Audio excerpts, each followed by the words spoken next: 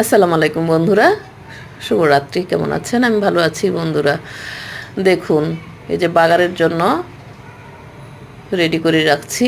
নেহারি রান্না করেছি। দেখুন বন্ধুরা, পুরোপুরি রান্না এখনও শেষ হয়নি। বাগারটা দিয়ে ফেললেই কমপ্লিট হয়ে যাবে আমার নেহারি রান্না করা। দেখুন বন্ধুরা, এগুলো ওই যে কুরবানির ভিতর যে পেয়েছিলাম নেহারিগুলো, সেগুলো কিছুটা বসিয়ে দিয়েছি, আরও কিছু আছে যেগুলোর মধ্যে মাংস লেগে আছে। ওগুলো রান্না করলে ভালো লাগে না, এই জন্য যেগুলো চিলিক চিলিক মাংস আছে সেগুলোই আমি বেছে বেছে এই যে নিয়েছি নেহেরি রান্নার জন্য। বন্ধুরা দেখুন, ছেলে হঠাৎ করে বলছে, মা মাংস আর খাবো না, নেহেরি রান্না করে দাও আর রুটি বানিয়ে দাও।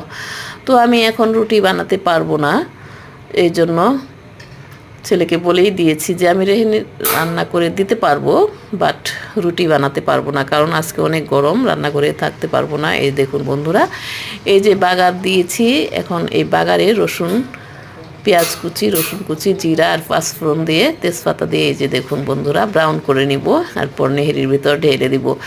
এর আগে নেহেরিগুলো আমি হাতে মাখিয়ে বসিয়ে দিয়েছিলাম সামান্য তেল দিয়ে, সব কিছু মশলা দিয়ে, আদা রসুন পেস্ট, মরিচের গুঁড়া, হলুদের গুঁড়া, তারপর গোলমরিচের গুঁড়ো, গরম মশলার গুঁড়ো, জিরার গুঁড়ো, এগুলো দিয়ে মাখিয়ে দিয়েছিলাম, হলুদ গুঁড়ো, লবণ, তেজপাতা দিয়ে মাখিয়ে দিয়ে এই যে এখন হয়ে গিয়েছে। প্রায় 2-3 ঘন্টা জাল দিয়েছি, আস্তে আস্তে জাল দেওয়ার পর দেখুন বন্ধুরা হয়ে গিয়েছে। এখন বাগারটা দিয়ে ফেলেছি, রান্না প্রায় শেষ, এখন হয়ে গিয়েছে। বন্ধুরা, এই ভিডিওটি আপনাদের কাছে কেমন লাগছে? যদি ভালো লাগে প্লিজ সাবস্ক্রাইব করুন এবং বেল বাটনটি অন করে দিয়ে আমার সাথেই থাকুন।